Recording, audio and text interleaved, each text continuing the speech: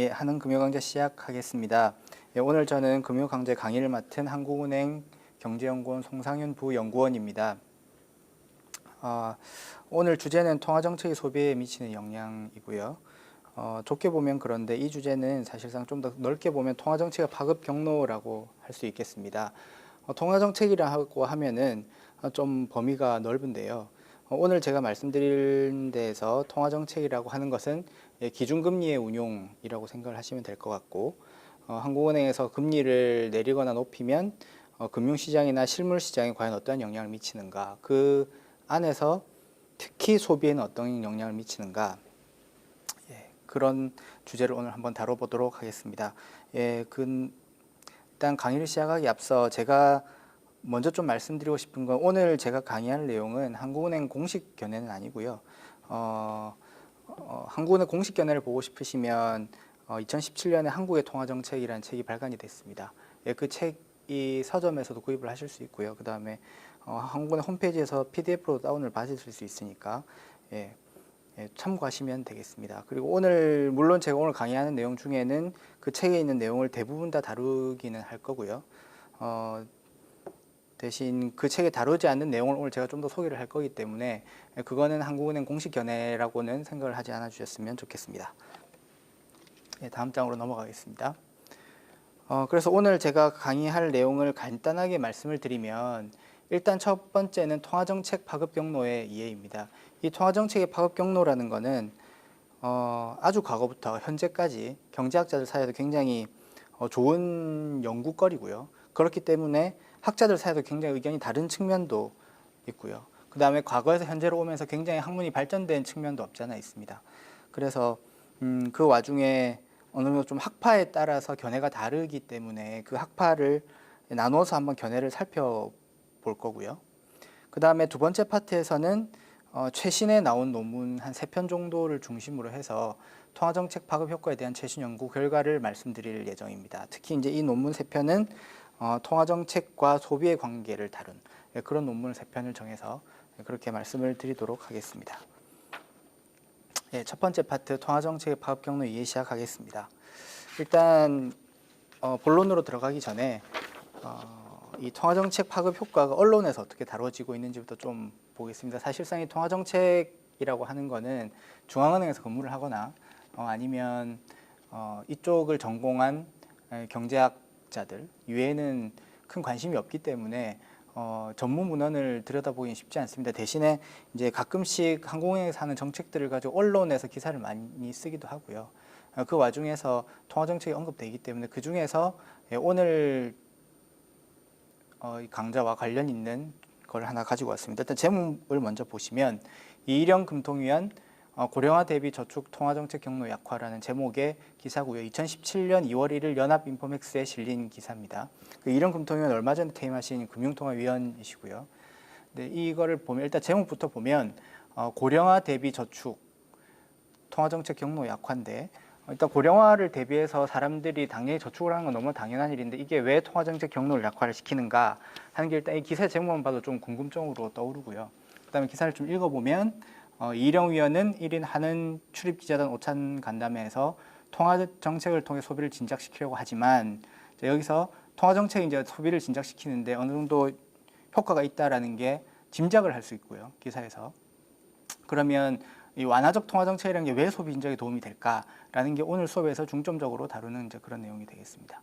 계속 읽어보면 소비를 진작시키려고 하지만 사람들이 미래를 걱정하면서 저축을 늘린다면 통화정책을 완화해도 정상적일 때보다 효과가 덜 나타난다라고 말했다라고 돼 있는데, 이제 이 미래를 걱정한다는 것도 이 통화정책에서 굉장히 중요한 이슈 중에 하나입니다.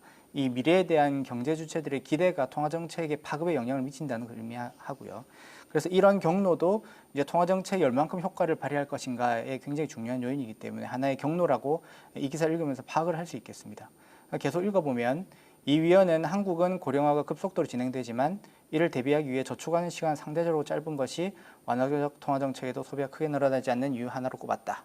가령 향후 50년을 더 살 것으로 전망할 경우 저축이 누적되어 있다면 정상적으로 소비를 할 수 있지만 소비 주체들이 그렇지 않다고 인식한다면 계속 저축을 한다는 것이다. 그러니까 여기서 또 중요한 건, 제가 굵은 글씨를 해놨는데 저축이 누적되어 있다라는 게 이제 또 중요한 키 중에 하나인데, 이 대목에서 하나 생각을 해볼 수 있는 거는 이 금리가 높은 시대에 살았던 사람들과 금리가 낮았던 시대 사람들의 과연 통화 정책에 대한 이 반응이 같을까라는 걸 한번 생각해 볼 수가 있겠습니다.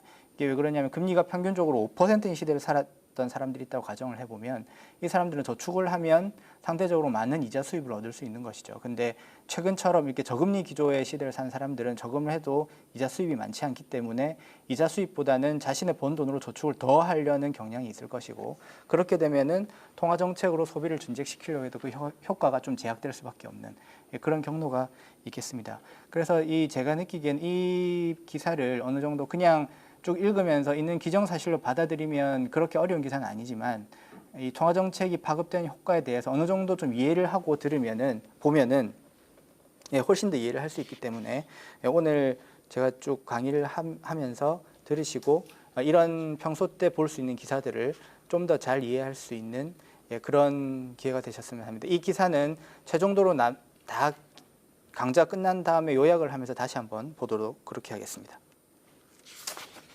다음 장으로 넘어가겠습니다. 일단 그 통화정책의 가장 큰 목표는 물가 안정입니다. 이게 물가 안정이라는 거는 중앙은행의 존재 이유로 생각을 하셔도 될 것 같고요. 근데 이제 통화정책이 한국은행에서 기준금리를 올렸다 내렸다 하는 것만으로도 물가가 뭐 자연스럽게 안정이 되냐, 그건 아니고요.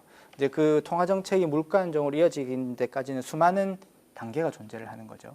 그러니까 이 단계가 제대로 이루어지지 않으면 통화정책을 수행해도 물가 안정에 영향을 미치지 못하는 이제 그런 결과를 초래하기 때문에 이 파급 효과가 제대로 작동하고 있는지를 보는 것은 한국은행뿐만 아니라 중앙은행들의 큰 임무이기도 하고요. 경제학들의 주요 관심사라고 할 수 있겠습니다. 그래서 제가 그림을 한국은행 홈페이지에서 갖고 왔는데요. 일단 하나씩 보시면 일단 한국은행에서 기준금리를 변경을 시키면, 여기서 기준금리라는 거를 간단히 설명을 하고 가면, 은행들은 보통 사람들이 저금도 하고 그 저금을 한 걸 찾아가기도 하기 때문에 항상 자금의 과부족 상태에 있게 되거든요. 그러면 그 상황에서 한국은행에 돈을 맡기기도 하고 은행들끼리 거래를 해서 그런 과부족 상태를 항상 메꾸면서 특히 초단기로 오늘 빌려서 내일 갚는 이런 식으로 계속 그 자금이 부족하면 메꾸는 형식으로 진행이 되는데, 이 기준금리라는 거는 한국은행과 금융기관이 자금을 거래할 때 이용되는 초단기 금리라고 생각을 하시면 될 것 같고요. 그래서 이거를 조정을 하면 이제 두 가지의 갈래로 나눠지는데, 첫 번째 밑에 거부터 보시면 콜금리입니다. 콜금리라는 거는 앞에서 기준금리는 그냥 한국은행과 금융기관 간의 금리라고 생각을 하시면 되고, 콜금리는 금융기관 간 거래를 할 때, 금융기관 간끼리도 자금이 부족하면 거래를 하기도 하거든요. 이때 거래되는 초단기 금리라고 생각을 하시면 되고, 풀네임은 무담보 이길물 기준 콜금리입니다. 그래서 무담보라는 건 담보가 없다는 얘기고, 이길물이라는 건 오늘 빌려서 바로 내일 갚아야 되는 그런 자금에 붙는 금리라고 생각을 하시면 될 것 같고요. 그래서 기준금리를 변경하면 콜금리가 변경이 되고, 콜금리가 변경이 되면 이제 시장에는 엄청나게 많은 금리가 있고요. 그리고 실상에서 우리가 자주 접할 수 있는 것은 은행에 저금을 하러 가면 이자가 얼마냐, 대출을 하러 가면 이자가 얼마냐, 이 여수신금리에도 영향을 미치게 되는 거죠. 그래서 이런 경로에 대해서는 가장 흔히 볼 수 있는 경로가 기사에 보시면 한국은행에서 기준금리를 내렸더니 주택담보대출 금리가 떨어졌더라, 이런 거는 흔히 우리가 웹에서 접할 수 있는 기사이고요. 아마 많이 보셨을 거라고 생각을 합니다. 그리고 위에를 보시면 이렇게 기준금리를 변경을 하면 자산가격, 그 다음에 신용, 환율, 기대심리 이런 데 영향을 미치고요. 오늘 제가 말씀드릴 내용은 이 기준금리의 변경이 이런 자산가격, 신용, 환율, 기대심리 이런 걸 통해서, 혹은 금리의 시장에 있는 금리를 통해서 총수요, 소비, 투자, 수출입에 어떤 영향을 미치는가, 그 중에서도 이 소비에 얼마나큼의 영향을 미치는가에 대해서 설명을 계속 드리도록 하겠습니다. 일단 본론으로 들어가기 전에요. 제가 먼저 좀 참고 삼아 말씀드리고 싶은 게 있는데, 명목금리와 실질금리라는 개념을 좀 말씀을 드리고 싶어요. 일단 통화정책이 지금 파급 효과를 다루고 있는데, 통화정책의 파급에서 가장 중요한 거는 명목금리보다는 실질금리거든요. 근데 이 한국은행 기준금리는 명목금리이기 때문에 한국은행에서 명목금리를 변경시켜서 실질금리를 변동시키겠다는 말이 굉장히 그 안에 내포되어 있는 거죠. 네, 그래서 이 식을 좀 먼저 보시면 한국은행에서 지금 IT라고 적혀 있는 명목금리를 변경을 시키면 이제 거기서 기대 인플레이션이라는 걸 빼서 이제 실질금리가 정해지게 되고요. 아마 이 식은 한 경제학과 1, 2학년 학생만 돼도 아마 많이 보셨던 식일 거라고 생각을 하는데요. 이제 이 식만 봐도 한국은행에서 기준금리라는 명목금리를 변동시켜서 실질금리가 변경된다는 말은 옆에 빼져 있는 기대 인플레이션율이 굉장히 안정적이더라는 그런 가정이 지금 깔려 있는 거고요. 그렇기 때문에 밑에 두 번째 다이아몬드를 보시면 기대 인플레이션이 적어도 단기 불변이기 때문에 한국은행에서 명목금리 조정을 하면 실질금리가 변동이 되고 실질금리가 변동이 되면 통화정책이 실물경제에 파급되는 이제 이런 파급 경로가 존재를 하는 것이죠. 그렇기 때문에 통화정책이 실물경제로 파급되기 위한 기본 조건은 물가가 적어도 단기에는 식축적이지 않다라는 걸 생각을 하시면 되겠습니다. 자, 여기서 또 한 가지 생각해 볼 수 있는 의문점은요. 그러면 명목금리가 변했는데 실질금리가 그대로면 파급 효과가 정말 존재하지 않느냐라는 거는 아주 단순한 예로 한번 생각을 해볼 수 있겠습니다. 오른쪽 상단에 있는 빨간색 박스를 보시면 되는데요. 한번 제가 예를 들어 설명을 해보겠습니다. 명목금리가 A년에는 1%였고 B년에는 2%라고 가정을 했는데 이렇게 A년에서 B년으로 금리가 변했다는 거죠. 근데 이제 실질금리가 변하지 않았다고 가정을 한번 해보겠습니다. 그렇게 되면 저축을 100만 원 했을 때 A년에는 101만 원을 얻었을 거고 B년에는 102만 원을 얻었을 거죠. 어쨌든 명목금리는 올랐기 때문에 우리가 받는 소득은 명목소득은 만 원이 늘었습니다. 근데 A년과 B년에 실질금리가 변화가 없다는 건 물가가 그만큼 올랐다는 이야기잖아요. 지금 옆에 식을 보면 기대 인플레이션율이 있기 때문에 물가가 그만큼 올랐다는 얘기고 물가가 그만큼 올랐다는 말은 A년에 101만 원으로 살 수 있는 재화와 B년에 102만 원으로 살 수 있는 재화가 완벽하게 동일하다는 이야기가 되겠습니다. 물가가 단지 만 원이 더 생긴 거는 물가 오르는데 더 쓸 수밖에 없고 A년에 소비했던 물품에 추가적으로 더 물품을 추가적으로 구입을 할 수는 없는 거죠. 그래서 이렇게 되면은 지금 실질에는 영향이 없기 때문에 이런 경우에는 소비에 큰 영향을 미칠 수 없는 이런 상황이 되겠습니다. 그리고 또 제가 한 가지 말씀드리고 싶은 거는 이 위에 제가 적어놓은 저식은 굉장히 중요한 게 통화정책의 파급 효과가 실질금리가 중요하다고 말씀을 드렸는데 이게 굉장히 중요한 이유는 이 명목금리 같은 경우는 한이 존재를 하는 거죠. 아마 여러분들께서도 그런 말은 들어보지 못하셨을 거예요. 아마 은행에 가면 금리가 마이너스다. 은행에 가서 저축을 했는데 금리가 마이너스라는 거는 이자 수익이 없이 은행에 저축을 해서 돈을 더 내야 된다는 그 대가로 돈을 더 내야 된다는 이야기거든요. 적어도 우리나라에서는 이런 일이 발생한 적이 없고 그리고 명목금리가 0%라는 거는 거의 한으로 정해져 있기 때문에 이런 금리 요즘처럼 명목금리가 매우 낮은 상황 하에서는 이제 중앙은행들이 그러면 실질금리를 어떻게 변동시키냐 하는 문제가 생기는데 이제 그거는 명목금리를 변동시킬 수 없으니 기대 인플레이션율을 변동시키는 거죠. 그래서 기대 인플레이션은 또 어떻게 변동을 시키냐 하는 거는 아마 최근 글로벌 금융위기 지나면서 언론에서 많이 들어보셨을 걸로 생각이 되는데 비전통성 통화정책, 양적 완화 같은 이제 정책을 써서 명목금리는 변동 못 시키니까 이런 정책을 통해서 실질금리를 변동시켜서 통화정책이 실물경제나 금융시장으로 파급이 될 수 있도록 이제 그렇게 하는 게 되겠습니다. 예, 그래서 이 명목금리랑 실질금리에서 이제 다시 한번 정리를 해드리면 기억을 하셔야 될 거는 통화정책의 파급 효과는 중앙은행이 단지 명목금리를 조정해서 움직이는 게 아니라 이게 어떤 경로를 통해서 실질금리를 움직여서 통화정책의 파급 효과가 생기는 거다라고 생각을 하시면 되겠고요. 그래서 다음으로 넘어가면 통화정책의 파급 경로에는 접근 방식이 있습니다. 그래서 좀 과거부터 말씀을 드리면 미시킨이라는 사람이 1996년에 논문을 썼는데요. 이제 이 사람이 이 논문에서 하고자 했던 거는 생각을 해보니까 중앙은행에서 금리를 내리면 이런 효과가 있는 것 같더라고요. 그래서 1번 이런 효과, 2번 이런 효과, 이제 이런 식으로 쭉 이제 나열해서 한번 논문을 쓴 거죠. 그래서 거기에 나온 게 금리 경로, 자산 가격 경로, 환율 경로, 기대 경로, 신용 경로 이런 것들이 쭉 이제 1, 2, 3, 4, 5번으로 달려 있고요. 그 다음에 이제 이후에 이 사람의 쓴 논문을 여러 사람들이 이제 또 경제학들이 붙어서 발전을 시켰고요.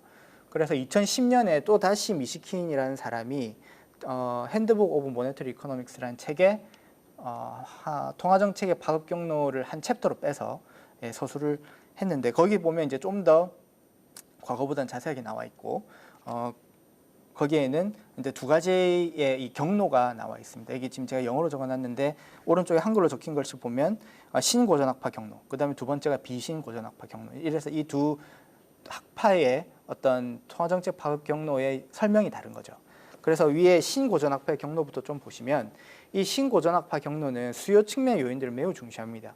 이 말이 무슨 말이냐면 어떤 사람이 은행에 가서 돈을 빌리고 싶다. 예를 들어서 지금 금리가 얼만데 어떤 사람 혹은 기업이 돈을 빌리고 싶다 해서 의사결정을 내리고 은행에 찾아가면 그 은행은 큰 문제 없이 그 돈을 빌려준다는 얘기입니다. 이게 이제 그 사람의 수요에 있기 때문에 지금 그래서 공급 측면보다는 수요 측면이 더 중시 여기는 그런 요인이 되겠고요. 그래서 인베스트먼트, 컨섬션 이런 것들이 수요 측면의 요인이기 때문에 이제 투자, 뭐 소비 이런 요인들이 매우 중요하게 생각이 되는 거고, 이 제가 방금 말씀드린 수요 측면의 요인이라고 하는 데는 상당히 큰 가정이 깔려 있는데요. 금융시장은 완전하다고 가정이 들어가 있습니다. 이 말이 무슨 말이냐면 기업이 예를 들어서 은행에 가서 대출을 받으려고 했는데 은행에서 대출을 안 해준다. 그러면은 그 사람은 은행이 아니라 주식을 발행해서 자금을 조달할 수 있고요. 주식이 아니라면 채권을 발행해서 자금을 조달할 수 있는 거죠. 이 말은 어떤 사람이 100만 원을 빌리겠다라고 기업이 100만 원을 빌리겠다라고 하면 은행에서 대출 안 해주면 주식으로 100만 원을 발행하면 되고 채권으로 100만 원을 발행하면 되고 이건 거의 이제 수요자를 중심으로 돌아가는 그런 세상이 되겠습니다. 그런데 이제 이런 측면에서 세상을 바라보다 보니까 이런 경로로 설명이 안 되는 너무 이 경제 현상들이 많았던 거죠. 그래서 등장한 것이 비신고전학파가 되겠습니다.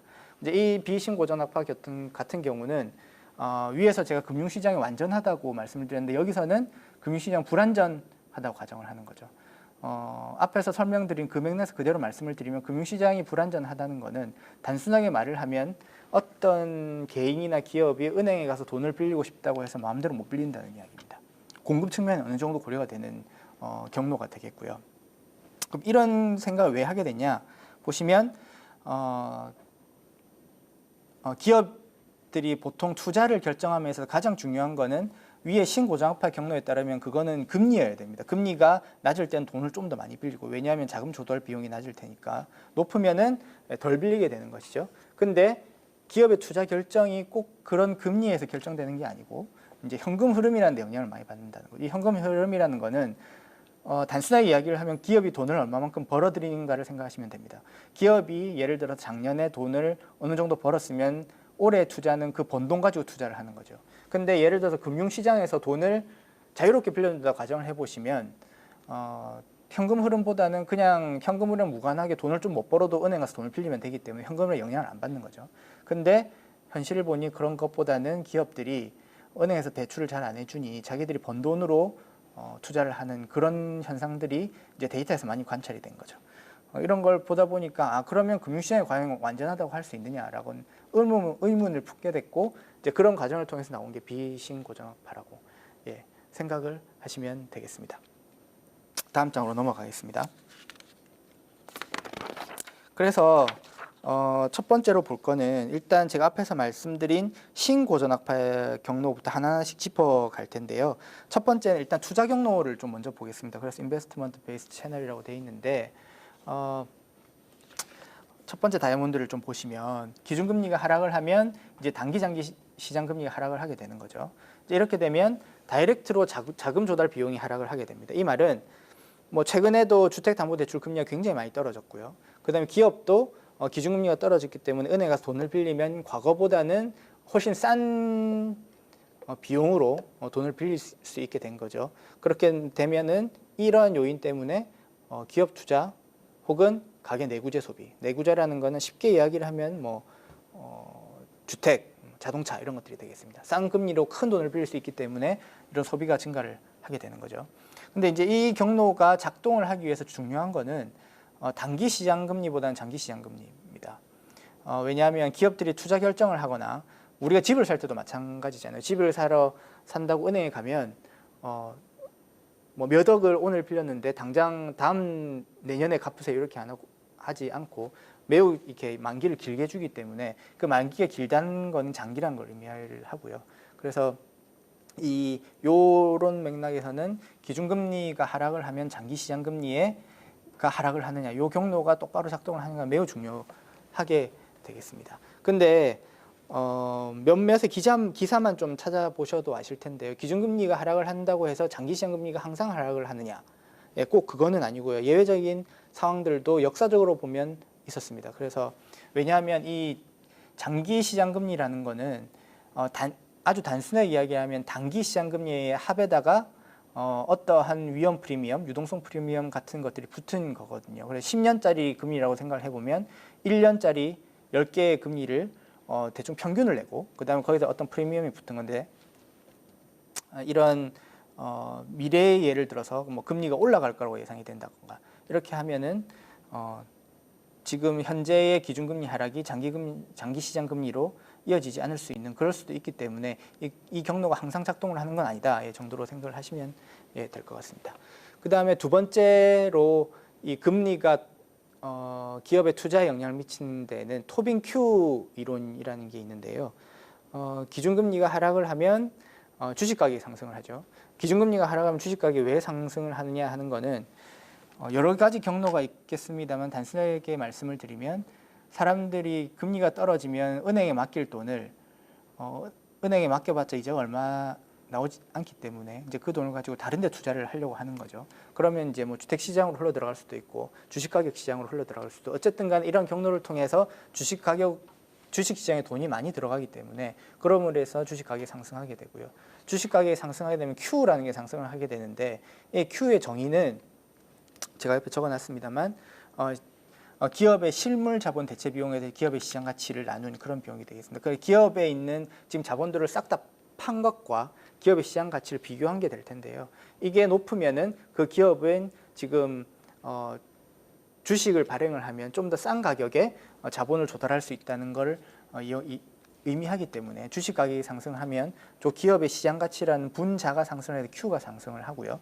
그다음에 기업 투자가 증가하게 되는 이런 경로가 있겠습니다. 근데 제일 마지막을 한번 보시면 과연 우리나라는 이 경로가 잘 작동을 할까 한번 생각을 해볼 수 있는 거죠.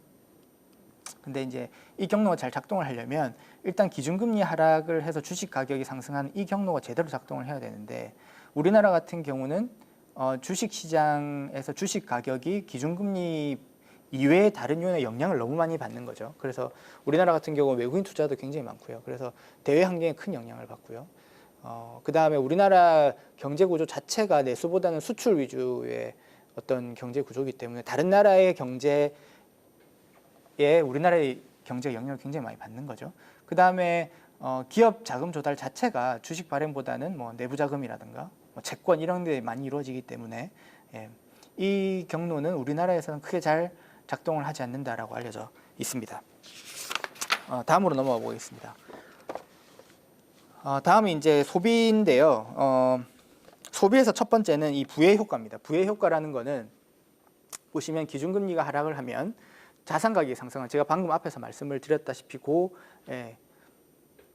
경로에 더해서 지금 요 A라고 적혀져 있는 부분을 보시면 시장금리가 하락하면 경제 주체들은 저축보다 자산 구입을 선호하는 데다 낮은 금리로 자금 조달이 가능한 거죠. 그래서 금리가 5%일 때는 너무 이자가 비싸서 집 못 사겠다 하던 사람들이 이자가 1%가 되면 이제 이자가 얼마 안 되니까 다 집을 사려고 한번 시도는 해보는 거죠. 이제 이런 과정을 통해서 자산 가격이 상승을 하게 되는 거고요. 이렇게 되면 이미 집을 갖고 있던 사람들은 이런 경로를 통해서 가계 부가 상승을 하게 되겠죠. 어느 날 예를 들어서 갖고 있던 집이 1억이었는데 자산 가격 이런 경로를 통해서 1억 2천이 됐어요. 그러면 그 사람은 굉장히 이제 자신이 부자가 됐다고 느끼는 거죠. 그래서 그거를 제가 이 그림으로 왼쪽 그림에 표현을 해놨는데요. 이제 이런 것 때문에 자기가 굉장히 부자가 됐다고 느끼면서 그 부자가 됐다고 느끼는 거를 이제 그래서 막 돈을 쓰기 시작하는 거죠. 그래서 뭐 쇼핑도 하고 뭐 그런 식으로 하기 때문에 소비가 증가하는 그런 경로가 되겠고요. 뭐 이거를 좀 더 포멀하게 한번 이야기를 해보면 경제학에서는 생애 주기 모형이라는 게 있습니다. 이거는 매우 단순한데 여기 지금 일단 검은색 삼각형을 한번 보시면 이게 이제 이 X축은 지금 시간이 되겠고요.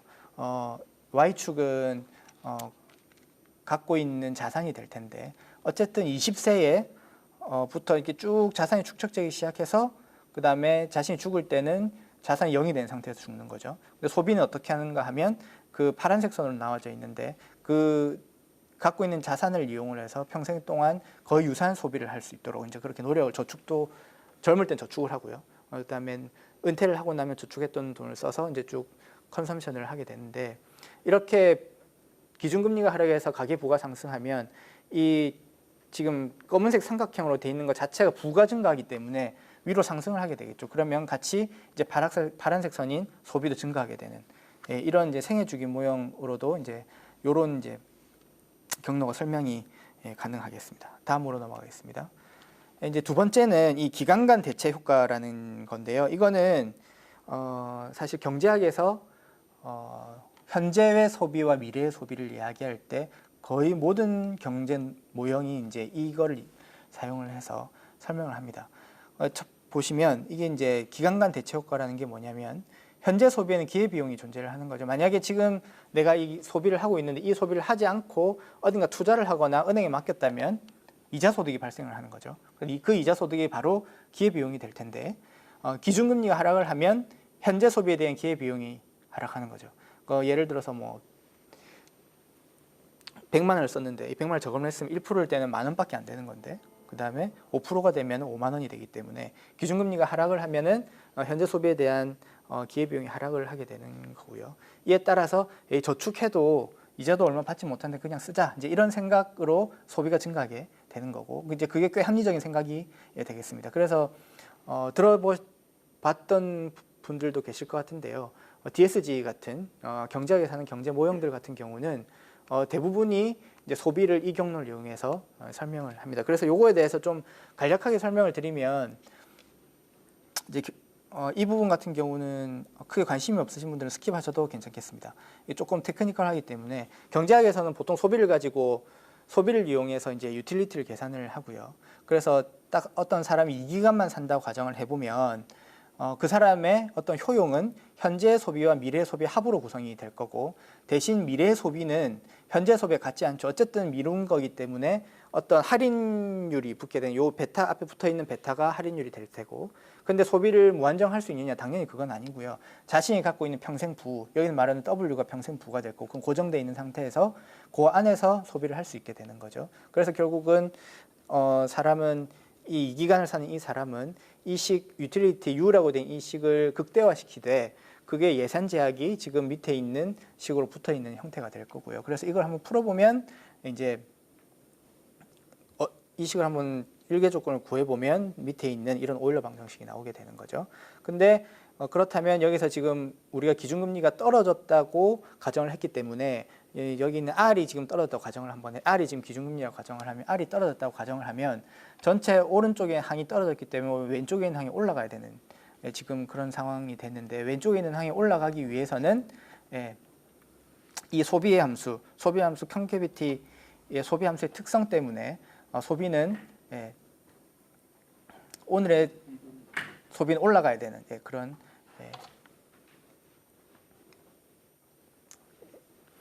이렇게 생각을 해보실 수 있겠습니다. 그래서 R이 올라가면 현재 소비든 올라가고 미래 소비는 떨어지는 이제 그런 경로가 작동을 하게 되는 것이죠.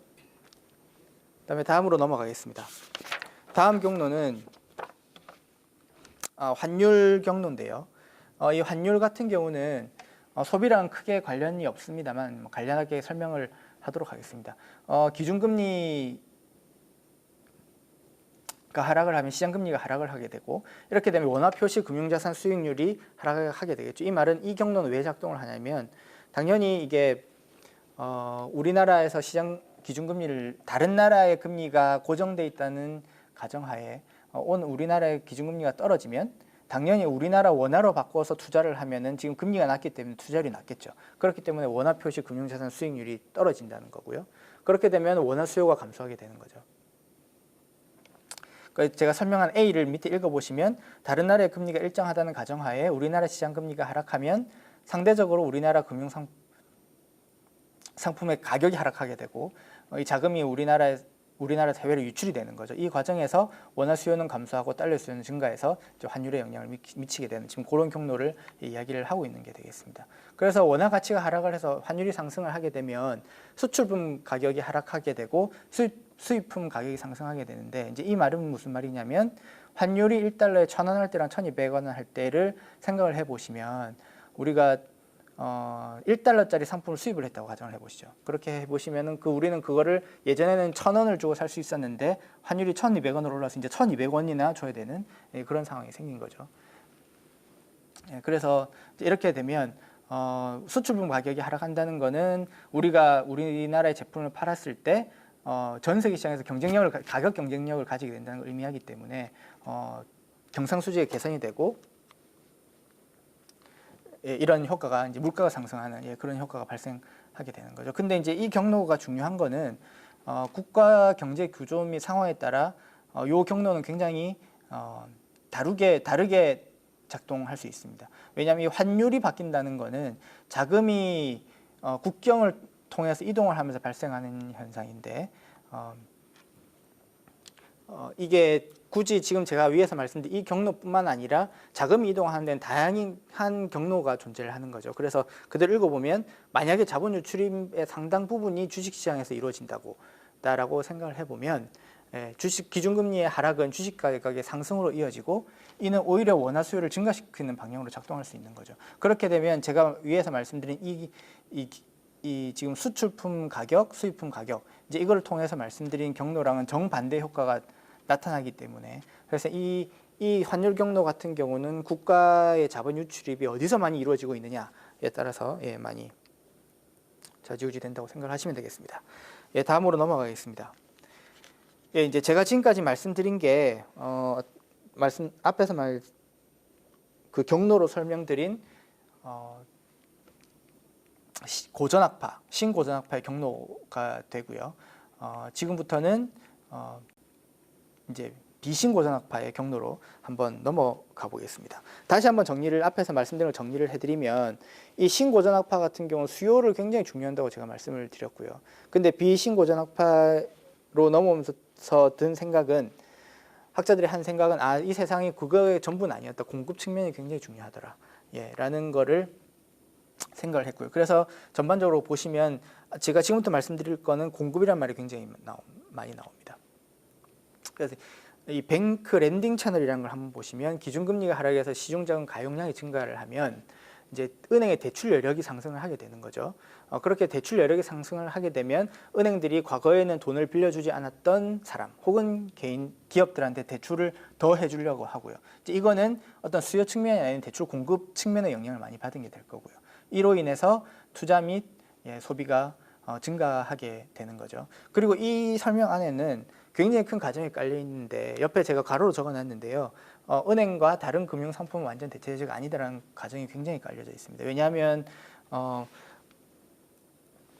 예를 들어서 어떤 기업이 은행 가지 않아도 다른 데서 자금을 조달할 수 있으면 은행에서 대출을 공급을 증가시키는 게 별 영향을 미치지 못하겠죠. 근데 이건 대체제가 아니기 때문에 지금 은행 대출 공급이 굉장히 영향을 미칠 수 있는 그런 상황이 되는 것이고요. 그렇기 때문에 이 경로 같은 경우는 자금 조달을 은행에 많이 의존할수록 그 효과가 더 커지겠죠. 그러니까 예를 들어서 중소기업과 대기업을 한번 생각을 해보시면 대기업 같은 경우는 거의 이제 상장이 돼 있기 때문에 주식을 발행해서도 자금을 조달할 수 있고요. 그 다음에 어느 정도 기업의 신용이 좋기 때문에 채권을 발행할 수도 있고 회사채를 발행할 수 있는 거죠. 근데 중소기업 같은 경우는 그렇지 않은 경우가 굉장히 많습니다. 그럼 이 중소기업들은 은행의 대부분의 자금 조달을 의존하고 있는 거죠. 그러면은 이 경로는 대기업보다 중소기업에서 훨씬 더 작동을 많이 하게 되는 거죠. 그 다음에 또 어떤 학자들이 모기지 대출, 주택담보대출을 가지고 연구를 했는데요. 이 사람들이 본 결과 모기지 대출 자체가 어떤 나라 같은 경우는 대부분 사람들이 은행 가서 하고요. 어떤 나라 같은 경우는 정부에서 보증을 굉장히 다사서 해주는 나라도 있고 은행을 이용하지 않는 나라도 있고 이제 나라별 특성이 다 다른 거죠. 나라별로 쭉 한번 비교를 해보면 이 경로 같은 경우는 주택담보대출이 대부분 은행에서 이루어진 나라에서 매우 잘 작동을 하더라. 이거는 이제 이렇게 듣고 보면 굉장히 당연한 결과가 되겠습니다. 그러나 이제 이걸 생각해낸 이 학자들 때문에 이제 당연하다고 느낀다고 생각을 하시면 될 것 같고요. 그 다음에 두 번째 이제 채널은 뱅크 캐피탈 채널입니다. 여기서 앞에 위에 거랑 이제 비교를 하면서 한번 보시면 위에는 기준금리가 하락을 해서 시중금리 가용량이 증가한 거를 가지고 예를 들었는데 이제 여기서는 중요한 거는 시중가격 가용량이 증가했다는 걸 달라진 점은 자산 가격 상승에 따른 은행 자산 가치 상승 및 대출의 질 상승이라고 되어 있습니다. 이 말은 은행이 이렇게 예금을 받아서 이제 어떤 자금이 생기면 그걸 대출을 하기도 하지만 본인들도 은행도 다른 데 투자를 하기도 하고요. 그럼 투자를 해서 그 투자한 자산의 가격이 상승을 하고 그 다음에 대출의 질이 상승한다는 말은 기준금리가 하락을 하면 어쨌든 돈을 빌려간 개인 혹은 기업들은 갚아야 될 이자 상환액이 줄기 때문에 어떤 연체율 같은 것들이 낮아져서 전반적으로 건전성이 좋아지는 그런 현상이 나타납니다. 그래서 그런 현상을 지금 대출의 질 상승이라고 해놓은 거고요. 그래서 이제 이런 경로를 통해서 은행의 대차도주표에서 자산 가격이 은행이 갖고 있는 자산의 가격이 상승을 하고 그 다음에 뭐 연체도 그렇게 많이 일어나지 않아서 대손 충당금 쌓을 일도 없고 이렇게 하면은 이제 은행 대출의 여력이 상승하게 되겠죠.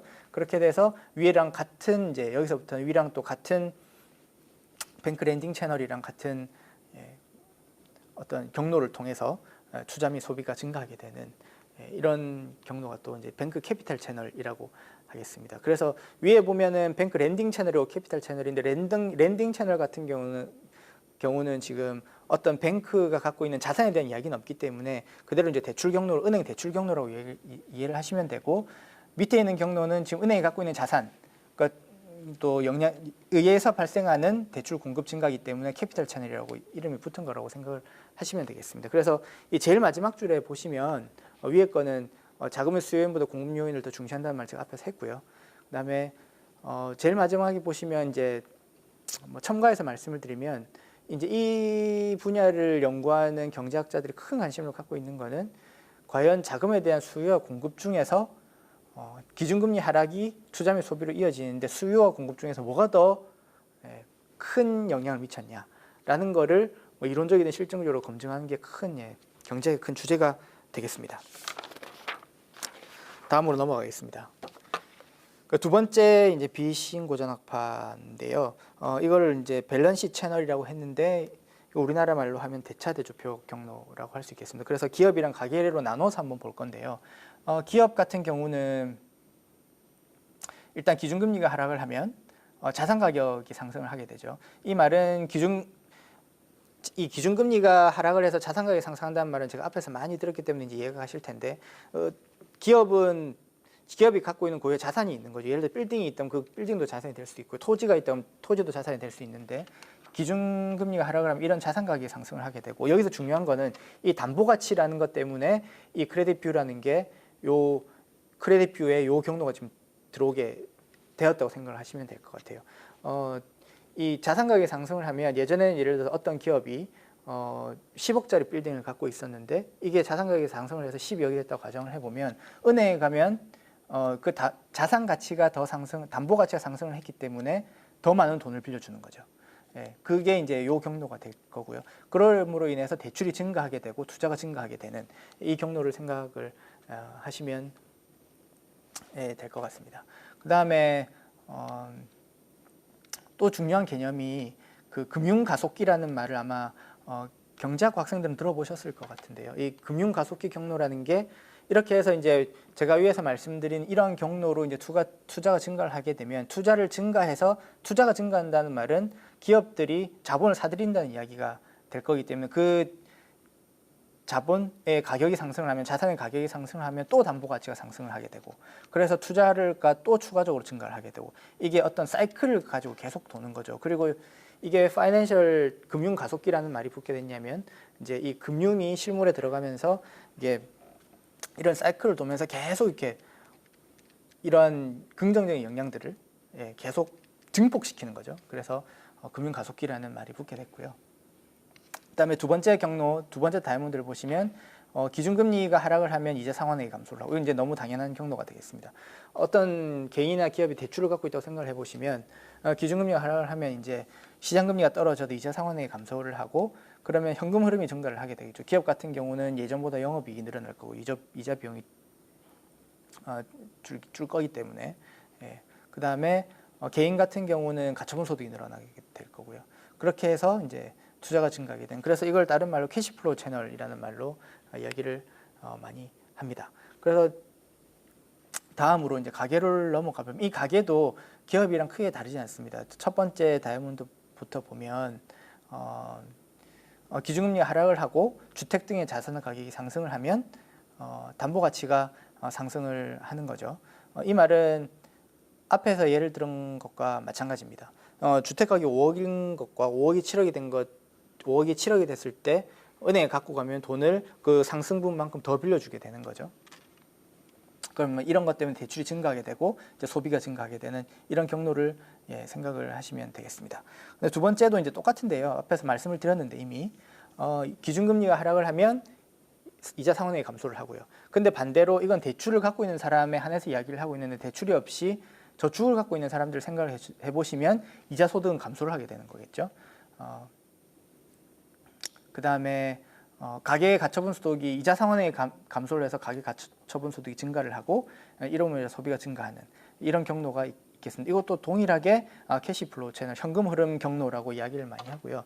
이 경로는 최근으로 보면서 굉장히 이제 좀 학계에 주목을 많이 받았습니다. 주목을 많이 받은 이유는 과거에는 은행 대출에서 이 가계가 대출을 하는 그 포션이 그렇게 많지 않았었거든요. 그런데 최근에 특히 우리나라도 이미 알고 계시겠지만 가계부채가 굉장히 급증을 했고요.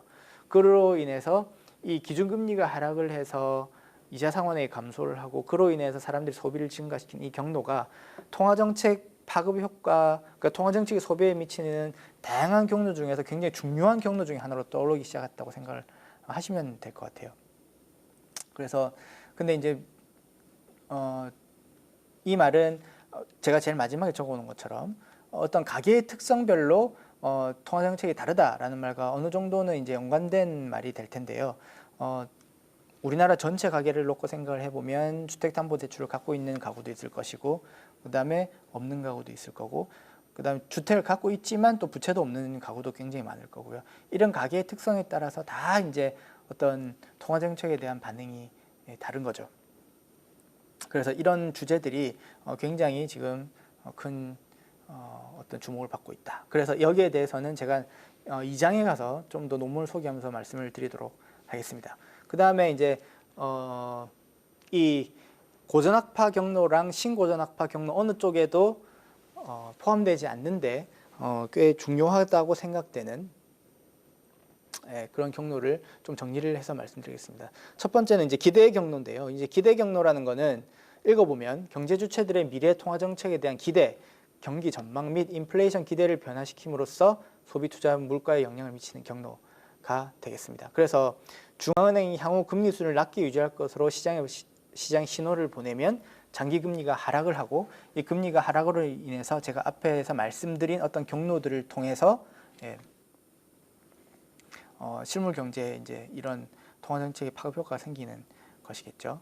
근데 이제 이거는 앞에서 제가 실질 금리, 명목 금리를 말씀드리면서 설명을 했었는데 이제 이러한 기준 금리가 장기 금리 변화로 어떤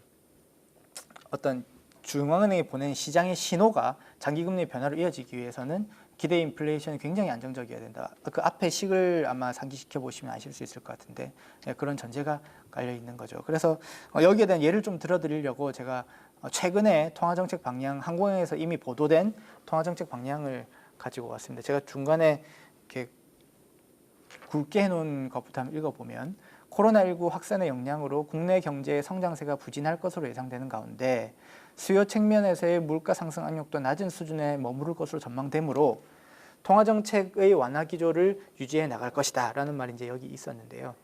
굳이 이제 생각을 해보면 이 미래에 어떻게 할 것인가라는 거를 왜 중앙은행에서 이렇게 이야기를 하는가를 한번 생각해 보시면 될 것 같아요. 그렇게 이야기를 하는 이유가 이런 어떤 기대 채널이 존재하기 때문인 거죠. 그래서 이런 기대 채널을 통해서 어떤 통화정책이 아주 잘 파급될 수 있도록 하기 위해서 한국은행에서는 통화정책 방향을 할 때 이런 말을 하게 되는 거라고 생각하시면 될 것 같습니다. 다음으로 넘어가면요. 마지막입니다. 위험 선호 경로가 되는데요. 이 통화정책을 하면 금융기관들이 그 금리의 오르고 내림에 따라 좀 위험 선호도를 변화시키는 경향이 있습니다.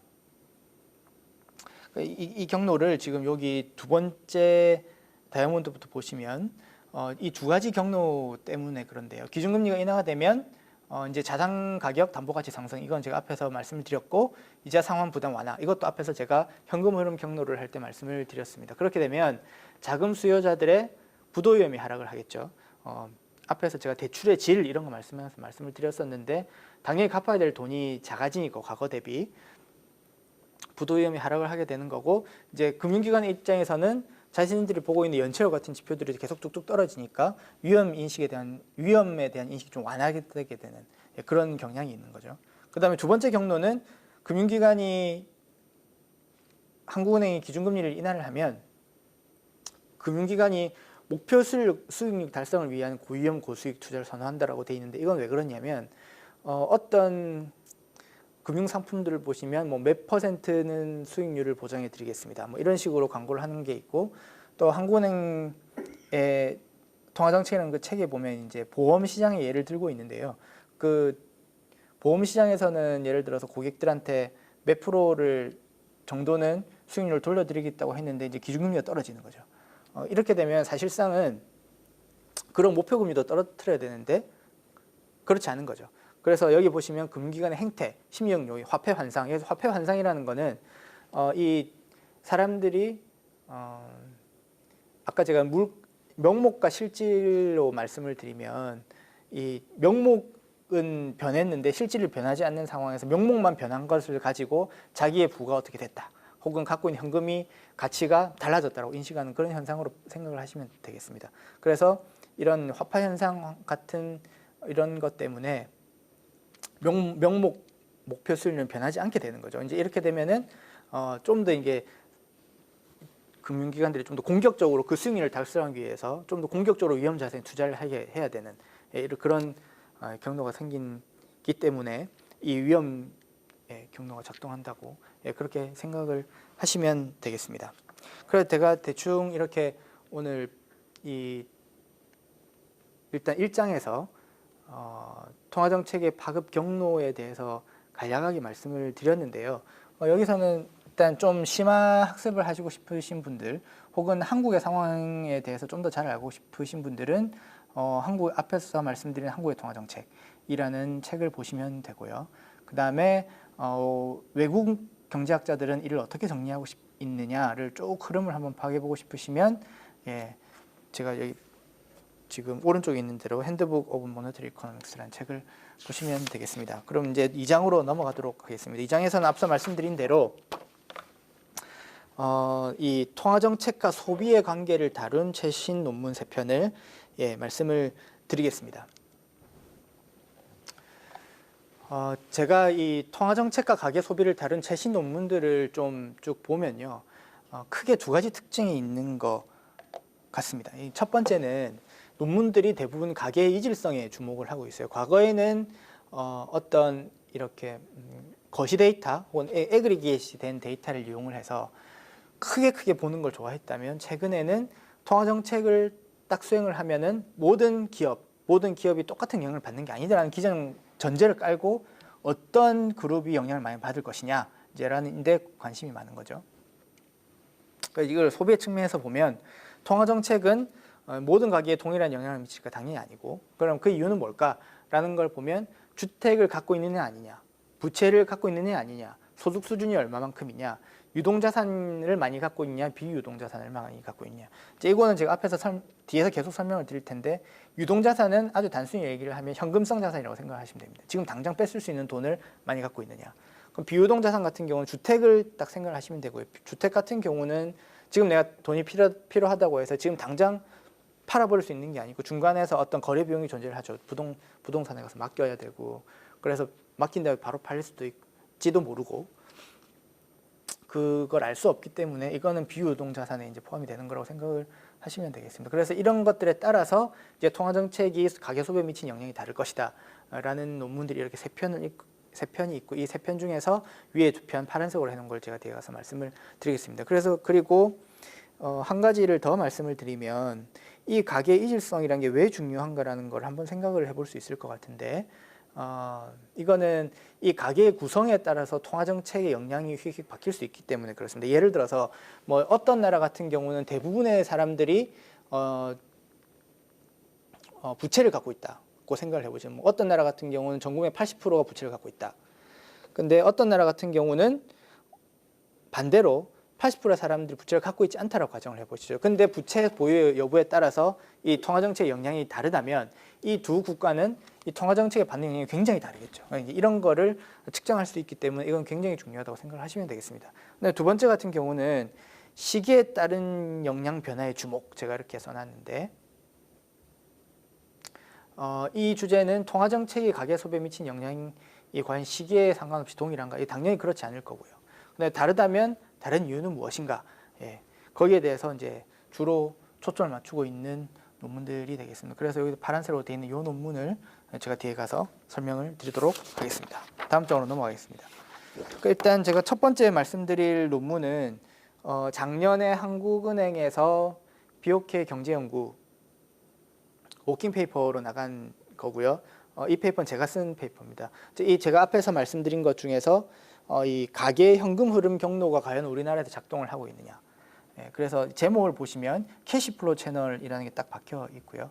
그런데 이 캐시플로우 채널을 주택담보대출을 갖고 있는 모기지 바로월들을 이용을 해서 한번 해본 그런 논문이 되겠습니다. 그래서 매우 이 논문은 그 문제의식은 간단하죠. 제가 앞에서 말씀드린 그 현금 흐름 경로가 정책금리가 변화를 하면 주택담보대출 이자 상환액이 변화를 하고, 이로 인해서 특히 최근에 이제 굉장히 이자율이 많이 떨어져서 이미 주택담보대출을 갖고 있으면서 변동금리를 갖고 있으신 분들은 과거보다는 이자 상환이 많이 줄었죠. 그러므로 인해서 가처분 소득이 늘어났는데 이 가처분 소득 늘어난 게 과연 소비로 이어졌을까라는 게 문제의식이 되겠습니다. 그리고 만약 이런 경로가 작동을 했다면 가계 특성에 따라 그 영향의 정도가 상이할까라는 게 이제 이 페이퍼의 가장 큰 핵심 질문이 되겠습니다. 그럼 이제 우리나라 데이터를 가지고 왜 이런 연구를 했냐? 물론 뭐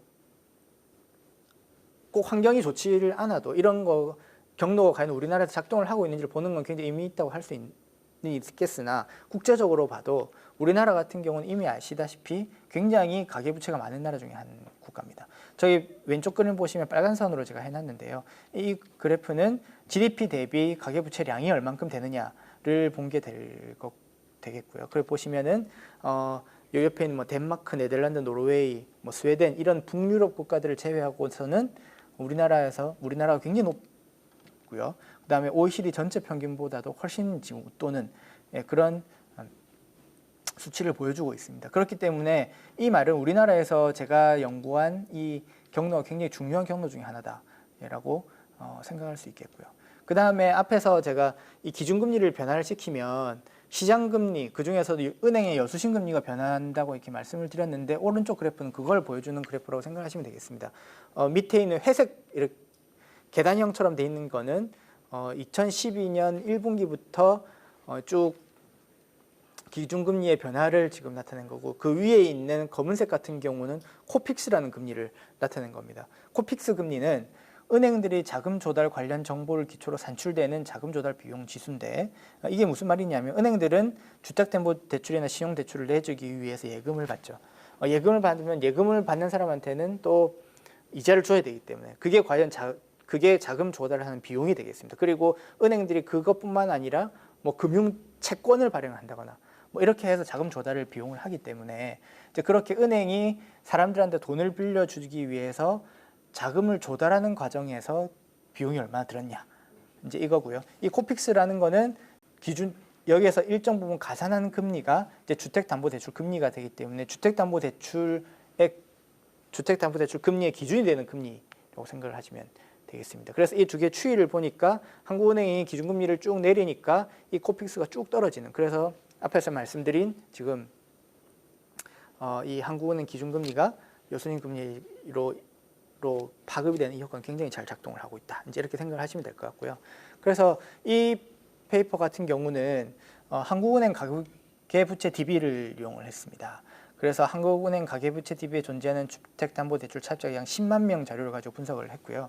이 한국은행 가계부채 DB는 단순하게 이야기를 하면 그 우리나라 전 국민이 어느 정도의 부채를 갖고 있느냐. 그러니까 개인별로 A라는 사람이 주택담보대출 얼마, B라는 사람이 얼마, 이런 데이터셋이 큰 게 존재하는데 그 중에서 이제 우리나라 뭐 예를 들어 전체로 하면 적어도 경제활동 인구를 하면 굉장히 숫자가 많기 때문에 그걸 다 분석을 할 수는 없고 그 중에서 일정 부분 이렇게 샘플링을 해와서 한국은행에서 지금 그 인별, 개인별 데이터가 쌓이고 있는 그런 DB라고 생각을 하시면 되겠습니다. 그래서 이제 이 페이퍼에서 한 일은 일단 이런 어떤 현금 흐름 경로가 존재하는지를 보는데 중요한 거는 어떤 사람이 고정금리인지 변동금리인지 식별하는 게 가장 중요하겠죠.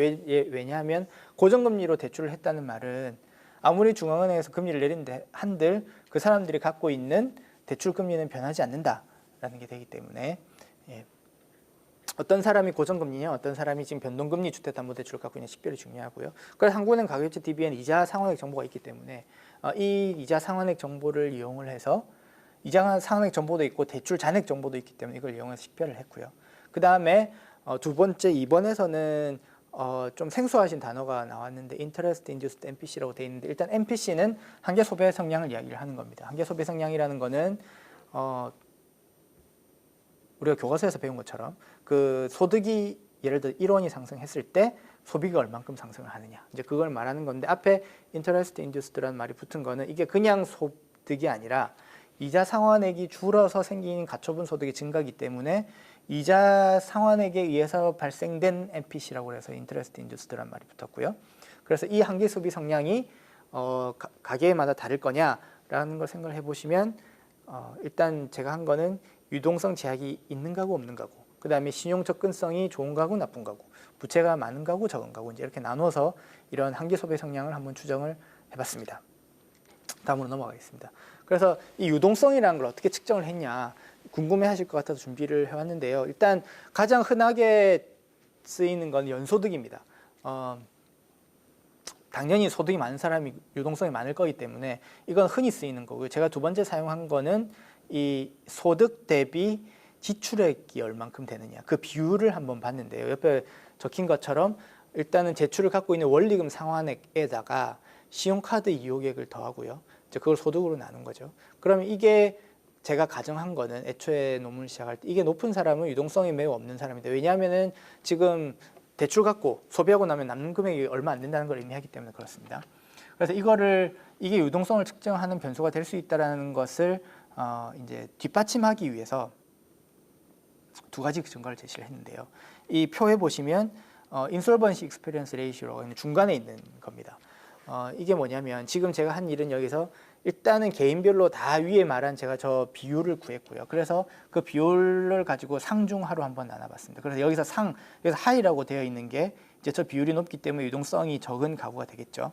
사람이 되겠죠. 그런데 그 사람을 보니까 지금 이 연체율이 점점점 유동성이 적어질수록 연체를 경험한 비율의 사람이 점점 높아지는 걸 볼 수 있고요. 그다음에 제 끝에서 제가 또 본 거는 우리나라의 가장 큰 특징 중에 하나가 모든 사람이 신용카드를 쓴다는 건데 신용카드에서 현금 서비스라는 게 있습니다. 그거는 뭐 물건을 살 때 하는 게 아니고 지금 당장 내가 현금이 부족하면 ATM 가서 일정한 한도 내에서 그 현금을 뽑을 수 있는 걸 의미를 하는 거죠. 그래서 보시면은 저희 하이라고 돼 있는 지금 유동성이 부족한 사람들이 이런 캐시 현금 서비스를 이용한 비율이 굉장히 높은 거죠. 그래서 이 두 가지를 근거로 이 지금 제가 위에서 말씀드린 저 비율 지표가 어떠한 사람의 유동성을 측정하는 데 꽤 유용한 걸로 보인다 이제라고 이야기를 했었고요. 그 다음에 이제 신용 접근성을 가지고 제가 또 가구를 나눴다고 말씀을 드렸는데 이 신용 접근성을 측정하는 거는 일단 신용 등급입니다.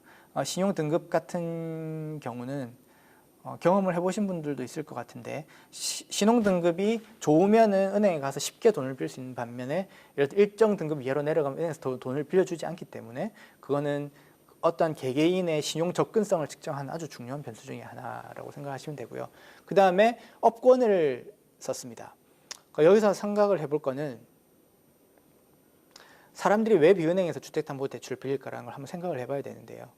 그거는 가장 큰 이유가 두 개인데 하나는 담보물건의 질입니다. 예를 들어서 뭐 서울에 있는 아파트 같은 경우는 담보 물건의 질이 굉장히 양호한 게 되겠죠. 왜냐하면 가격도 안정적이고 가격이 지금까지 우리나라 같은 경우 별로 떨어진 적이 없기 때문에 굉장히 안정적으로 생각한 반면에 서울의 아파트 이외에도 담보를 할 수 있는 물건은 굉장히 많기 때문에 근데 예를 들어서 그 담보의 물건의 질이 별로 좋지 않은 경우는 은행에서 받아주지 않는 경우도 있고요. 받아준다 해도 받고 싶은 만큼 한도를 대출 양을 내주지 않는 경우도 있기 때문에 이럴 경우에는 이제 캐피탈 저축은행으로 가는 거죠. 이제 이거는 이제 그 사람이 갖고 있는 담보 물건의 질 때문에 그 사람이 지금 신용 접근성이 그닥 좋지 않아졌고 그렇기 때문에 이 업권 자체가 지금 신용 접근성을 측정하는 매우 중요한 변수 중에 하나라고 생각할 수 있겠습니다. 그 다음에 뭐 이거는 은행에서 돈을 못 빌리는 사람들의 주요 특징 중에 하나가 이제 과거에 연체 경험이 있다거나 이렇게 해서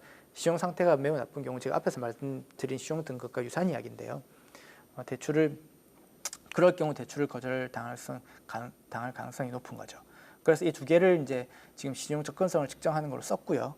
그 다음에 앞에서도 이제 부채 정도를 가지고 제가 나눠봤다고 말씀을 드렸는데 이거는 소득 대비 부채 수준. 그러니까 뭐 연간 3천만 원을 버는데 지금 주택담보대출이 1억이 있다. 그럼 3천만 원 분의 1억 이제 이런 식으로 계산을 한 게 되겠습니다. 이 세 개로 나눴는데 한번 다시 돌아가 생각을 해보면 이자 상환액이 줄어서 소비를 얼만큼 늘릴 것인가 라는 거의 문제는 이 유동성의 문제에서 보면 유동성이 부족한 사람들이 당연히 많이 늘리겠죠. 그 이유는 이미 유동성을 많이 갖고 있는 사람들 같은 경우는 이자 상환액이 줄어봤자 이미 갖고 있는 상태에서 소비를 하지 않았기 때문에 그게 늘어난다고 해서 소비를 할 가능성이 그렇게 높지 않은 거죠. 반면에 유동성이 낮았던 사람들 같은 경우는 지금 굉장히 빡빡하게 생활을 하고 있는 사람들이라고 생각을 해보면 그 상황에서 소득이 조금이라도 탁 늘어나면 그것들을 전부 소비로 쓰려고 이제 하는 게 되겠습니다. 그래서 이제 이런 제가 앞에서 말씀드린 거를 이용을 해서 이제 제가 이 한계 소비 성향이라는 거를 어떤 좀 회계 분석이라든가 통계 툴을 이용해서 분석을 했고요. 주요 결과만 간략하게 말씀을 드리겠습니다. 일단 우리나라에서 금리 하락에 의한 이자 상환액 감소는 금리 변동금리 주택담보대출 차입자 소비 증가로 이어졌고요. 이건 이제 통계적으로 의미가 있었다는 이야기고요. 이는 우리나라에서 차입자 현금 흐르가 작동을 하고 있음을 이제 의미하는 게 되겠습니다. 근데 이런 금리 하락이 차입자 소비에 미친 영향의 정도는 이제 뭐 소득, 유동성, 접근성, 부채 수준에 따라 매우 상이했었고요. 유동성 측면을 보면 유동성이 풍부한 차입자 같은 경우에 한계 소비 성량은 0.343. 0.343의 의미는 단순하게 그렇게 생각을 하시면 되겠습니다. 이제 예를 들어서 연간으로 봤을 때 100만 원의 이자 소득액이 과거 대비 줄었어요. 금리가 떨어져서 줄었다고 생각을 해보면 그 중에 34만 원을 저축을 한다. 라고 생각을 하시면 되고 소비를 한다고 생각을 하시면 되고 유동성이 부족한 차입자의 동한계 소비 성량은 0.603이라는 말은 100만 원이 줄었으면 60만 원을 그중 60만 원을 소비를 한다. 차이가 꽤 크죠. 그렇게 됐고요. 그다음에 신용 접근성은 유사한 결과였습니다. 신용 접근성이 양호한 차입자들 같은 경우는 예를 들어 평소에 자기가 소비가 필요한 상황이면은 언제든 은행 가서 돈을 빌려서 이제 소비를 할 수 있는 거죠.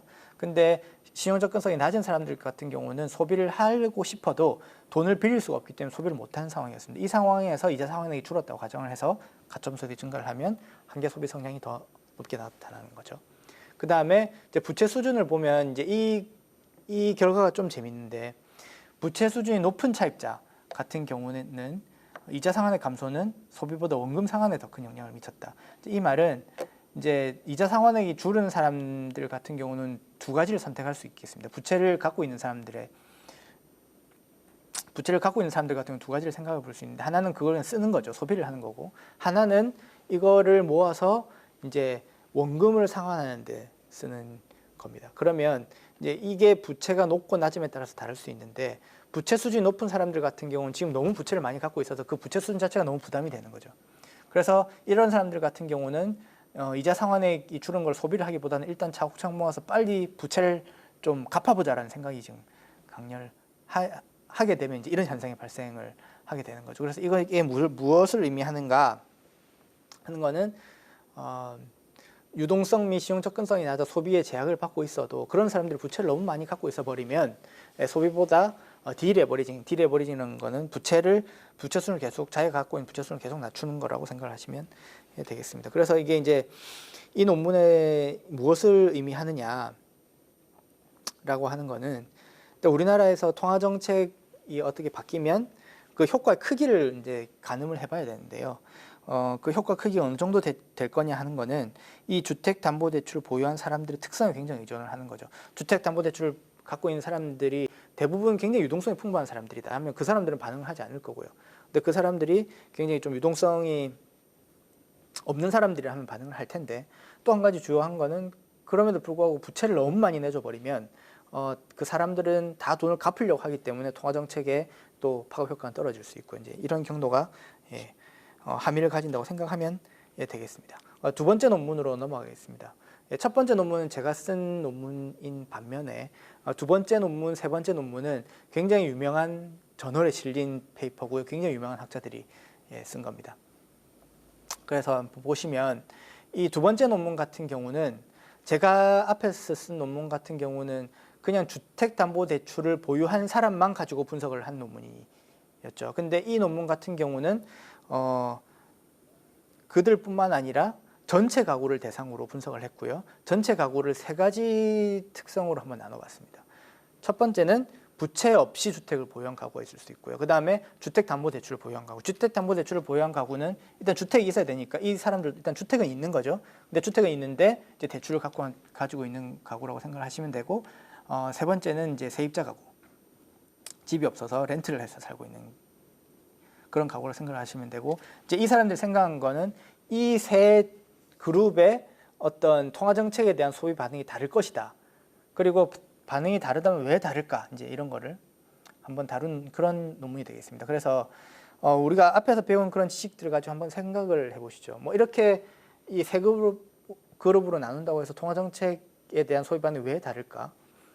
라고 한번 생각을 해보면, 첫 번째는 기간간 대체 효과를 한번 생각해 보시죠. 이 기간간 대체 효과라는 거는 그냥 금리가 떨어지면은 현재 소비에 대한 이자 비용, 기회 비용이 줄기 때문에 현재 소비를 더 하려게 되는 경향이라고 제가 말씀드렸는데, 이거는 뭐 주택이 있든 부채가 없든 모두 동일하게 모든 그룹에 영향을 미치는 거고, 부의 효과 같은 경우는 이제 통화 정책으로 자산 가격이 상승을 하면 일단 주택을 보유한 가구한테 영향을 미칠 수 있겠죠. 그래서 저 세 그룹 중에서는 세입 가구를 제외한 나머지 두 가구에 이제 영향을 미칠 거고요. 그다음에 현금 흐름 경로 같은 경우는 저기서 이제 부채 없이 주택을 보유한 가구는 지금 부채가 없기 때문에 어떤 이자 상황의 변화가 없을 거고, 저 경로는 주택담보대출을 보유한 가구에만 적용되는 경로가 되겠습니다. 그 다음에 네 번째가 이제 소득 변화에 따른 소비 변화인데요. 이 아까 제가 앞에서도 말씀드렸다시피 기준금리가 하락을 하면 뭐 기업들이 투자를 늘리기도, 기업이 투자를 늘리게 되면 사람들도 많이 고용할 거, 이름으로써 개인들한테는 또 소득이 증가하고 이런 이제 영향들이 있는데, 이에 따른 소비 변화가 어떻게 될 것이냐라는 데 이제 여기서 초점을 맞춘 거라고 생각을 하시면 되겠습니다. 그래서 이 소득 변화가 소비 변화로 이어지는 건 제가 한계 소비 성향이라고 말씀을 드렸는데, 이 한계 소비 성향은 이제 이 세 그룹이 굉장히 다른 거죠, 지금. 그래서 여기에 초점을 맞춘 그런 논문이라고 생각을 하시면 되겠습니다. 그래서 그래프를 좀 보시면, 일단 이 페이퍼는 지금 미국이랑 영국 데이터를 썼고요. 그 다음에 모기지, 그 다음에 옆에 모기지를 갖고 있는 사람, 두 번째가 모기지 없이 대출을 갖고 있는 사람, 렌트, 그 다음에 세입자, 이렇게 구분을 했는데, 제일 왼쪽에 있는 그래프만 한번 보시면, 이 그래프 같은 경우는 지금 통화정책을 쓰면 비내구재가 어떤 영향을 미치는 건데, X축 같은 경우는 통화정책이 딱 수행되고 나서 어떤 시간의 흐름을 말을 해준 거고요. 그 다음에 왼쪽 같은 경우는 소비의 반응이라고 생각을 하시면 될 것 같아요. 그래서 보시면 지금 이 주택담보대출을 갖고 있는 사람들이 굉장히 반응을 더 하는 걸로, 지금 주택담보대출이 없는 그냥 주택을 갖고 있는 사람들, 혹은 렌터들 같은 경우는 이 주택담보대출을 갖고 있는 사람들보다 훨씬 지금 반응이 적은 걸로 그렇게 나타나고 있고요. 그리고 다음 보시면 똑같은 그림인데, 이건 내구재에 대해서 본 겁니다. 이 내구재에 대해서 보면 제가 오른쪽에서 아까 비내구재보다 훨씬 지금 효과가 강렬하게 나타나는 걸로, 그래서 시간의 진행에 따라 소비가 쭉 증가를 하는 거죠. 근데 이거 역시 비내구재 역시 그냥 집을 보유한 사람, 세입자는 큰 반응은 없는 것으로 그렇게 나타나고 있습니다.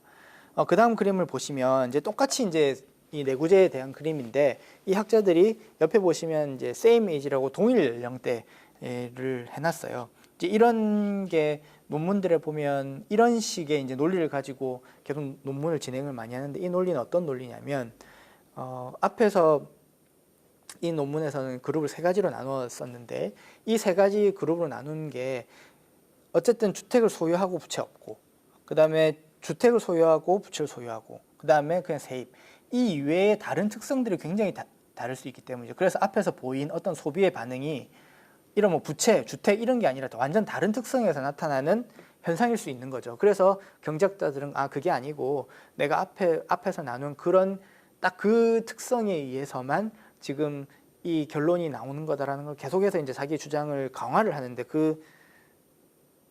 지금 방법 중에 하나가 이제 동일 연령을 보는 겁니다. 왜냐하면 여기서 나올 수 있는 반론은 만약 이걸 하지 않았다면 이런 반론을 하겠죠. 저거는 그냥 뭐 주택을 소유하고 이게 아니라 주택을 소유하고 세입을 하고 하는 거는 연령대 차이가 엄청 크기 때문에 저거는 그냥 연령대 차이에서 나온 차이일 수 있잖아 라는 비판이 나올 수 있는데 이제 그런 비판을 불식시키기 위해서 한 거라고 생각을 하시면 되겠습니다. 그래서 보시면 제일 왼쪽에 있는 미들 에이지드라고 돼 있고 그래서 미들 에이지드로 다 딱 연령을 다 고정을 시켜버린 거죠. 그걸 해보니까 유사하게 이제 모기자들 주택담보대출을 갖고 있는 사람들이 좀 더 반응을 많이 하는 게 유사하게 나타났습니다. 그러니까 이제 보시면 이게 꼭 이제 어떤 연령에 따른 소비 문제는 아니구나라는 거를 이제 뒷받침을 하는 거죠. 그 다음에 이제 다음 장에서 이제 이 사람들이 한 거는 그러면 지금까지 우리가 주장을 한 거는 어쨌든 간에 주택담보대출을 갖고 있는 사람들이 반응을 많이 하는 건데 그게 왜 그렇냐라는 걸 한번 찾아본 게 되겠습니다. 그 찾아본 게 가장 큰 이유가 이 앞에서 제가 제 논문에서 말씀드린 것처럼 이 유동성 제약 때문이라고 되어 있는데요. 여기 이제 재미있는 용어가 등장을 하는데 부유한 핸드 투 마우스, 웰시 핸드 투 마우스라는 게 지금 개념이 등장을 합니다. 그래서 제가 밑에 각주 달린데 이렇게 네모를 쳐놨는데요. 웰시 핸드 투 마우스의 정의가 뭐냐면 첫 번째는 일단은 비유동 자산을 가지고 있어야 되는 거죠. 그래서 이 사람들은 뭐 주택을 갖고 있는 단순하게 주택을 갖고 모기지니까 주택을 당연히 갖고 있을 테니까 비유동산을 갖고 있는 게 되는 거고. 근데 중요한 거는 그들의 월 평균 유동 자산이 자신의 노동 소득의 절반보다 작은 사람이라고 생각을 하시면 되겠습니다. 이 말은 무슨 말이냐면 월급날에 자기 통장에 월급이 딱 들어왔다가 그게 그 한 달 동안 쭉 다 써서 다음 월급이 받은 날쯤 되면은 거의 이제 잔고가 0이 되는 거죠. 그래 이런 사람은 어떤 사람이냐면 지금 자기가 추가적으로 소비를 할 수 있는 유동적인 금액이 지금 하나도 없는 사람들이 될 테니까 그런 사람을 지금 어떤 핸드 투 마우스라고 정의를 한 거고 앞에 웰시라고 붙는 거는 그런 사람인데도 굉장히 고가의 주택을 갖고 있는 사람이기 때문에 웰시 핸드 투 마우스라는 말이 붙었다고 생각을 하시면 되겠습니다. 그래서 결과를 보니까 어떤 주택담보대출을 갖고 있는 사람들 중에서는 이런 핸드 투 마우스와 같은 소비 행태를 가진 사람들이 지금 엄청나게 지금 한 40% 이상 이렇게 지금 포진을 하고 있는 거죠. 그래서 이제 이 사람들이 주장을 하는 거는 이 사람들이 주택담보대출을 받은 사람들이 더 반응을 많이 하는 통화정책 반응을 많이 하는 이유는 이렇게 핸드 투 마우스의 소비 경향을 가지고 있기 때문이다라고 이제 주장을 하게 되는 거고요. 그래서 이제 논문을 이제 관심 있으신 분들은 논문을 볼 텐데 통화정책이 소비에 미치는 영향은 두 번째 2번을 보시면 현금 흐름 경로 같은 것보다는 이제 가구 간 한계 소비 성향의 이질성 경로가 매우 중요하다. 그래서 뭐 이 사람들이 현금 흐름 경로, 소득, 기간 간 대체 효과 이런 것들을 다들 언급은 해놨고 이 경로가 앞에서 보이는 이런 한계 소비 성향의 이질성의 경로보다는 약하다는 이야기를 하고 있습니다. 다음으로 넘어가겠습니다. 이제 오늘 마지막의 논문인데요. 이 논문은 제가 앞에서 말씀드린 것 중에서 시기에 따라 통화정책의 효과가 다를 것이다 라는 이제 이야기를 하는 논문입니다. 그래서 제목을 한번 보시죠. 이 논문은 제목만 봐도 딱 알 수 있기 때문에 통화정책이라는 게 덜 효과적인데 언제 덜 효과적이냐 하는 거는 금리라는 것이 지속적으로 낮은 상황에서 덜 효과적인가 이게 맞는가 틀린가 이제 의문을 딱 해놨는데 이제 이 말이 맞다는 것을 이제 이 논문에서는 지속적으로 주장을 하고 있습니다. 그래서 첫 번째 현황을 좀 보시면요. 지금 우리는 굉장히 지속적인 저금리 기조의 시대에 살고 있는데 이러한 지속적인 저금리 기조는 이 사람들이 데이터를 통해서 본 바에 따르면 이렇게 항상 위기 이후에 나타나는 현상이었던 거죠. 제가 첫 번째로 빨간색으로 동그라미 쳐놓은 저 때를 연도를 한번 보시면 지금 대공황 때잖아요. 그 대공황 때 보면 호주, 뭐 독일 이런 이 네 나라의 지금 쭉 금리들이 거의 이제 밑바닥을 치는 그게 또 장기간 이어진 이제 그런 현상을 보실 수 있고요. 그 다음에 두 번째 작은 동그라미 보면 이제 2008년 이후 글로벌 금리 이후에 또 그런 현상이 또 발생을 하고 있는 거죠. 그래서 이제 이 사람들의 주장은 이런 지속적인 저금리 기조는 통상적으로 위기 이후에 나타나는 현상이기 때문에 위기 이후의 경제 상황과 결부해서 통화 정책 효과를 파악할 필요가 있다라고 이제 이야기를 하고 있으면서 그러면 저금리 기조가 지속되면 통화 정책 파급 효과가 약해질 수 있는데 그건 다음과 같은 이유 때문이라고 하면서 두 가지 이유를 댑니다. 첫 번째 이유는 경제 상황에 따른 역풍인데 이 말은 무슨 말이냐면 중앙은행에서 기준금리 변경을 해서 예를 들어 기준금리를 위기 이후에 낮춰서 경기를 아무리 부양을 하려고 해도 이미 경제가 지금 너무 나빠진 상태이기 때문에 그에 따른 이제 반대로 방향이 막 바람이 부는 거죠. 이래서 쉽게 이제 이 기준금리 어떤 통화 정책이 쉽게 먹히지 않는 지금 그런 상황을 이야기를 하는 게 되겠습니다. 그렇게 해서 이제 첫 번째 A부터 보시면 보통 경제 위기, 금융위기, 그다음에 경제 위기 전에는 부채가 많아지고 막 자산 가격이 엄청나게 높아진 특성을 가지는데 그래서 이제 경제 위기가 탁 오면은 이제 소득 감소, 자산 가격 하락이 어마어마하게 나타나게 되는 거죠. 그러면 이제 중앙은행 어떻게 반응하느냐, 금리를 확 떨어뜨리게 되는 거죠. 근데 이 금리를 확 떨어뜨리는데 그렇다고 소비가 증가하냐? 그렇지 않은 게 이미 올라가 있는 부채를 축소해야 되고 미래의 불확실성이 워낙 강하기 때문에 저축을 증가하게 됨으로써 오히려 총수요는 기대한 만큼 늘어나지 않고 감소하는 경우도 생기고요. 이제 이렇게 돼서 이제 통화 정책이 거의 이제 잘 먹히지가 않는 거죠. 그 다음에 B번을 보면 이제 경제 위기가 오는 것까지는 똑같은데 이렇게 경제 위기가 오면 통상적으로 지금 거의 대출의 건전성이 나빠지고 연체가 굉장히 발생을 하기 때문에 은행 건전성이 악화가 되고요. 그럼 이렇게 되면 은행 대출 여력이 감소가 되고 그렇게 돼서 신용 공급이 감소를 하고 그러면서 총수요가 감소하게 되는 이제 이런 상황이 오면은 금리를 아무리 떨어뜨려도 소비를 증진시키기 쉽지 않은 거죠. 그다음에 C를 보면 앞에서 간략하게 말씀을 드렸었는데 이제 경제 불확실성이 확대되고 그다음에 위기가 와서 이제 그 위기가 한번 버블이 터지고 나니까 이 위험에 대해서 굉장히 겁을 먹은 상태가 되는 거죠, 시장이. 그래서 리스크에 대한 선호가 감소를 하게 되고요. 그다음에 D번은 조금 이제 색다른 얘기인데 좀비 기업 증가에 따른 자원의 비효율적 배분 말이 좀 힘든데요. 이 말은 이제 저금리 기조가 지속이 되면 좀비 기업들이 증가를 하게 되는데 이 좀비 기업이 뭐냐면 기본적으로 금리가 높았던 시기에서는 망해야 되는 기업인데 금리가 너무 낮아져서 여전히 살아 움직이고 있는 죽어야 마땅하나 여전히 살아 움직이는 기업 정도로 인식을 하시면 될 것 같고요. 그러니까 이런 좀비 기업들이 시장에 많으면 어떤 상황이 발생을 하느냐, 사실상 이 좀비 기업들이 망해야지 여기 있는 사람들이 생산성이 높은 기업으로 이동을 하고요. 그다음에 거기에 쓰였던 자본들이 이미 생산성이 높은 고용을 많이 하고 있는 쪽으로 막 이동을 해야 되는데 그게 안 되는 거죠. 그래서 자원 배분의 이동이 제약이 되게 되는 거. 그래서 이 자원의 비효율적 배분이라는 말이 나왔고요. 이러므로 인해서 고용 투자, 생산성이 하락하는 이런 요인들이 있게 되겠습니다. 그래서 이런 상황들 때문에 어떤 저금리 기조가 있고 저금리 기조 전에는 항상 위기가 있었고 이런 상황들 때문에 저금리 기조가 지속되면은 통화 정책의 효과가 낮아질 수 있다. 이제 이런 주장. 두 번째는 금리 수준에 따른 통화 정책 효과의 비선형성인데 이것도 말이 좀 어려운데 단순하게 이야기를 하면 이렇습니다.